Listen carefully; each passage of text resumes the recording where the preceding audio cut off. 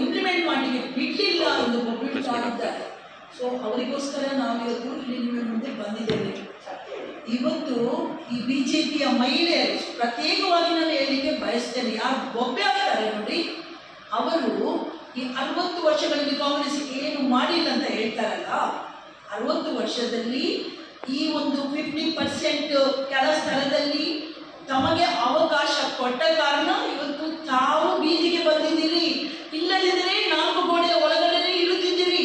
ಇದು ಕೊಡುಗೆ ನಿಮ್ಮ ಬಿಜೆಪಿಯವರು ಕೊಟ್ಟದ್ದಲ್ಲ, ಇದು ಕಾಂಗ್ರೆಸ್ ಕೊಟ್ಟಂತ ಕೊಡುಗೆ. ಈ ಕೊಡುಗೆಯಲ್ಲಿ ನೀವು ಇವತ್ತು ಜನಪ್ರತಿನಿಧಿಯಾಗಿ ಆರಿಸಿಕೊಂಡು ಇವತ್ತು ಬೀದಿಯಲ್ಲಿ ಬಂದು ಕಾಂಗ್ರೆಸ್ ವಿರೋಧ, ಮಹಿಳಾ ಮೀಸಲಾತಿಗೆ ಕಾಂಗ್ರೆಸ್ ವಿರೋಧ, ಧಿಕ್ಕಾರ ಅಂತ ಕೂಗ್ತಾ ಇದ್ದಾರೆ. ನಾಚಿಕೆ ಆಗಬೇಕು ನಿಮಗೆ.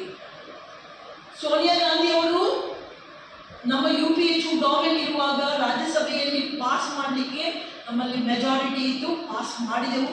ನಾವು ಭಾಳ ಎಲ್ಲ ಮಹಿಳೆಯರು ಯಾವ ಪಾರ್ಟಿ ಇಲ್ಲದೆ ಭಾಳ ಸಂತೋಷ ಆಗುತ್ತೆ. ಅಟ್ಲೀಸ್ಟ್ 2014 ನಮಗೆ ಅವಕಾಶ ಸಿಗುತ್ತೆ.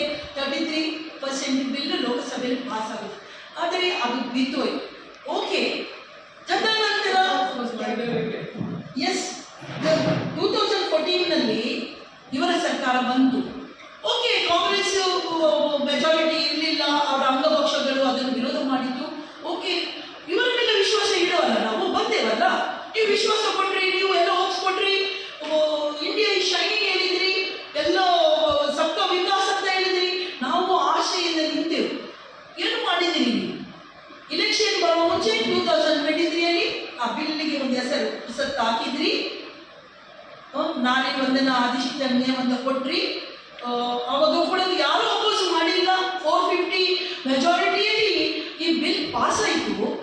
ಏನು ಸಂಭ್ರಮ! ಅಮಿತ್ ಶಾ ಅವ್ರದ್ದು ಡಾನ್ಸ್ ಏನಿದು ಕ್ರಾಂತಿಕಾರಕ ಹೆಜ್ಜೆ. ಈ ಭಾರತ ದೇಶದಲ್ಲಿ ನಾವು ಮಹಿಳಾ ಮೀಸಲಾತಿಯನ್ನು ತಂದೆ ಒಂದು ಏನು ಸಂಭ್ರಮ ಪಟ್ಟು ನಮಗೂ ಬಹಳ ಸಂತೋಷ ಆಯ್ತು. ಅಯ್ಯೋ, ಮೀಸಲಾದರೂ ನಮಗೆ ಅವಕಾಶ ಸಿಗುತ್ತೆ ಅಲ್ಲ. ನಾವೊಂದು ಕೆಲಸದಿಂದ ಮೇಲೆ ಬಂದ ಮಹಿಳೆಯರು ಇವತ್ತು ನಿಂತಿದ್ದೇವೆ. ಎಲ್ಲ ಮಹಿಳೆಯರು, ನಾಟ್ ಓನ್ಲಿ ಕಾಂಗ್ರೆಸ್, ಬಿಜೆಪಿ, ಎಲ್ಲ ಮಹಿಳೆಯರು ನಾವು ಇವತ್ತು ಸಶಕ್ತರಾಗಿದ್ದೇವೆ, ಬಲಿಷ್ಠರಾಗಿದ್ದೇವೆ. ನಾವು ಕೆಲಸದಿಂದ ಚುನಾವಣೆ ನಿಂತು ಇವತ್ತು ನಾವು ಮೇಲಿನ ಸ್ತರಕ್ಕೆ, ವಿಧಾನಸಭೆಗೆ, ಲೋಕಸಭೆಗೆ ನಾವು ನಮ್ಮ ಮಕ್ಕಳನ್ನು ಕೇಳ್ತಾ ಇದ್ದೇವೆ. ನಾವು ಇಷ್ಟು ಸ್ಟ್ರಾಂಗ್ ಆಗಿ ಇರುವಾಗ ನಾವು ಯಾಕೆ ಈಕ್ವಲಿ ಫೈಟ್ ಮಾಡಬಾರ್ದು? ನಮ್ಗೆ ಯಾಕೆ ಮೀಸಲಾತಿ ಬೇಕು ಅಂತ. ಆದರೆ ಯಾವಾಗ ಈ ಪುರುಷ ಪ್ರಧಾನ ಈ ಒಂದು ಸಮಾಜ ಇನ್ನೂ ಕೂಡ ಇದೆ ಡಾಮಿನೇಟಿಂಗ್, ಯಾವುದರಲ್ಲಿ ರಾಜಕೀಯದ ವಿಷಯದಲ್ಲಿ ನಾವು ಹೇಳಿ ಇಚ್ಛಿಸ್ತೇವೆ, ಉಳಿದ ವಿಷಯಗಳಲ್ಲಿ ನಮಗೆ ಸಮಾನತೆ ಸಿಕ್ಕಿದೆ. ಆದರೆ ರಾಜಕೀಯದಲ್ಲಿ ನಾವು ಇನ್ನೂ ಕೂಡ ಬಲಿಷ್ಠರಾಗಿಲ್ಲ. ಆದ ಕಾರಣ ಈ ಹೋರಾಟ ನಮಗೆ ಅವಕಾಶ ಸಿಗುತ್ತಾ ಇಲ್ಲ. ವಿ ಆರ್ ಏಬಲ್, ನಮಗೂ ಪುರುಷರಿಂದ ಜಾಸ್ತಿ ಕೆಪಾಸಿಟಿ ಇದೆ. ಈ ಒಂದು ಸಮಾಜದಲ್ಲಿ MLA ಆಗುವ, MP ಆಗುವ ಕೆಪಾಸಿಟಿ ಎಲ್ಲ ಮಹಿಳೆಯರಿಗೆ ನಮಗೆ ಇದೆ. ಅಂತ ಅವಕಾಶವನ್ನು ಜನರು ಕೆಲಸವನ್ನು ಕೊಟ್ಟಿದ್ದಾರೆ.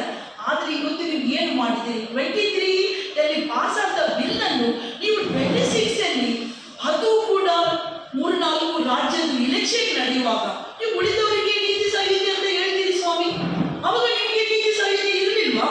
ಈ ಬಿಲ್ ಅನ್ನು ಹೇಗೆ ನೀವು ಸ್ಪೆಷಲ್ ಸೆಷನ್ ಕರೆದ್ರಿ? ಎಲ್ಲರೂ ಪಾಪ ಇಲೆಕ್ಷನ್ ಫೀಲ್ಡ್ ಇದ್ದವರು ಸಮೇತ ಓಡಿ ಬಂದರು. ಅಂದ್ರೆ ಇದು ಒಂದು ಯಾವುದು ಮಸೂದೆ ನೋಡಿ, ಇದು 3 ಬಿಲ್ಗಳಿದೆ ಅಲ್ಲ, delimitation, census and women reservation. ಇದು 3 separate bill and very very important ಬಿಲ್ಗಳು. ಇದನ್ನು ಒಂದಕ್ಕೊಂದು ಜೋಡಿಸಬಾರ್ದು.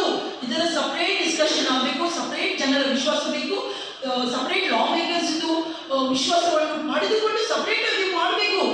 ಇಂದು ಇವರು ಏನು ಮಾಡಿದ್ದಾರೆ, ನಮ್ಮ ಸೀರೆಯಲ್ಲಿ ಇರ್ತಲ್ಲ ಆ 2 ಬಿಲ್ಲುಗಳನ್ನು ಕಟ್ಟಿಕೊಂಡು ಇದು ನಿಮಗೆ ಎಂದು ಕೊಟ್ಟಿದ್ದಾರೆ ಲೋಕಸಭೆಯಲ್ಲಿ. ಇದು ನಿಮಗೆ ಕೊಟ್ಟರೆ ಈ ಡಿಲಿಮಿಟೇಷನ್ ಮತ್ತು ಈ ಸೆನ್ಸಸ್ಗೆ ಅರ್ಥ ಉಂಟಾ? 2011 ಆದ ಸೆನ್ಸಸ್ ಪೂರ್ಣಗೊಂಡಿಲ್ಲ. ಇಂದಿಗೂ ಇನ್ನೂ ನೆಕ್ಸ್ಟ್ ಸೆನ್ಸಸ್ ಆಗಬೇಕು. ಡಿಲಿಮಿಟೇಷನ್ ನಿಮಗೆ ಗೊತ್ತುಂಟು, ಸೌತ್ ಅಂಡ್ ನಾರ್ತ್ ಇದು ವ್ಯತ್ಯಾಸ. We have controlled the population, versus north ಅವರು ಕಂಟ್ರೋಲ್ ಮಾಡಿಲ್ಲ.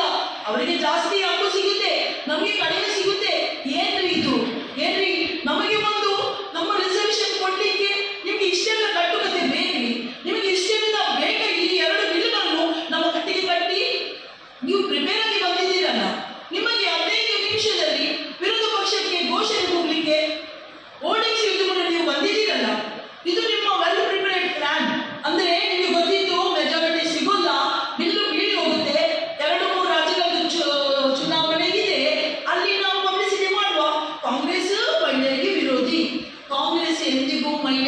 ವಿರೋಧ ಮಾಡಿಲ್ಲ. ಇವತ್ತು ಕರ್ನಾಟಕ ರಾಜ್ಯದಲ್ಲಿ ಸಿದ್ದರಾಮಯ್ಯ ಸರ್ಕಾರ ಈ ನಮ್ಮ ಕೈಯಲ್ಲಿ ಕೊಟ್ಟಿದ್ದೀರಿ, ನಮಗೆ ಹಣ ಕೊಟ್ಟಿದ್ದೀರಿ, ಸ್ವಾತಂತ್ರ್ಯ ಕೊಟ್ಟಿದೆ, ನಮಗೆ ಹಕ್ಕು ಕೊಟ್ಟಿದೆ, ಗ್ಯಾರಂಟಿ ಅನ್ನೋದ್ರ ಈ ಋತು ಚಕ್ರದ ಈ ನೀಡಿದೆಯಲ್ಲ, ನೀವು ಕೇಳಿ ನೋಡಿ. ಪ್ರೈವೇಟ್ ಸೆಕ್ಟರ್ಗಳಲ್ಲಿ ಇವತ್ತು ಮಹಿಳೆ ರಜೆ ಹಾಕಿ ಮನೆಯಲ್ಲಿ ಕೂಡ್ತಾಳೆ ಅವಳ ಮೆನ್ಸಸ್ ಟೈಮಲ್ಲಿ.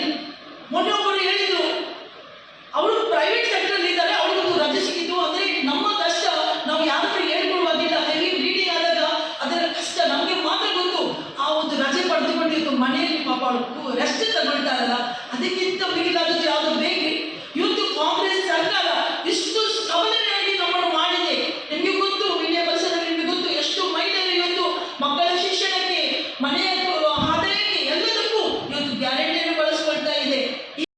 ಬರೀ ಇದು ಪ್ರಾಮಿಸಸ್ ಏನಿಲ್ಲ, ಜಾರಿಗೆ ಏನಿಲ್ಲ, ಮಹಿಳೆಯರಿಗೆ ಇಷ್ಟರವರೆಗೆ ಬಂದದ್ದು ಝೀರೋ. ಆದರೆ ಇವರ ಮಹಿಳೆಯರನ್ನು ಕೂಡಿಸಿಕೊಂಡು ಇವರು ಪ್ರತಿಭಟನೆ ಮಾಡಿದರು. ಆ ಪ್ರತಿಭಟನೆಯನ್ನು ವಿರೋಧಿಸಿ ಒಂದು ಮಹಿಳೆ ಮಹಾರಾಷ್ಟ್ರದಲ್ಲಿ ಆ ಪ್ರತಿಭಟನೆಯನ್ನು ವಿರೋಧಿಸಿ ಮಾತಾಡುವಾಗ ಅಲ್ಲಿಯ ಮಿನಿಸ್ಟರ್ ಮರುದಿವಸ ಆ ಹೆಂಗಸಿನ ಮೇಲೆ ಕಂಪ್ಲೇಂಟ್ ಆಗುವ ಪರಿಸ್ಥಿತಿ ಇವತ್ತು ಬಿಜೆಪಿಯವರು ಮಾಡ್ತಾ ಇದ್ರಿ. ಆದರೂ ಇವರಿಗೆ ಗೊತ್ತಾಗುವುದಿಲ್ಲ, ಇವರಿಗೆ ಪ್ರಚಾರ ಬೇಕು.